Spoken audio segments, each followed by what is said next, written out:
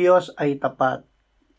Sinabi ni David, ang Panginoon ang nagligtas sa akin mula sa kuko ng leon at mula sa kuko ng oso.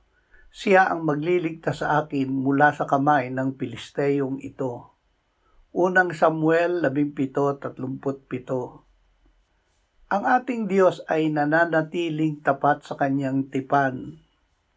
Kung paanong siya ay makapangyarihang nagligtas noong nakaraan, gayon din siya na magliligtas sa kasalukuyan. Naranasan ni David ang pagliligtas sa kanya ng Panginoon mula sa leon at oso. Pinaghawakan niya ang katapatan ng Panginoon na magligtas, kaya't nanalig siya na hindi siya pababayaan ng Diyos sa paglaban niya kay Goliath, at siya ay pinagtagumpay ng Diyos. Ama, salamat na ikaw ang aming Diyos na nagliligtas. Kung paano mo kami iniligtas sa mga panganib ng nakaraan, kami rin ay ililigtas mo ngayon. Panatilihin mo sa aming puso at isip ang pagtitiwala sa iyong kalooban at kapangyarihan, hindi sa aming sariling ibig o lakas. Amen.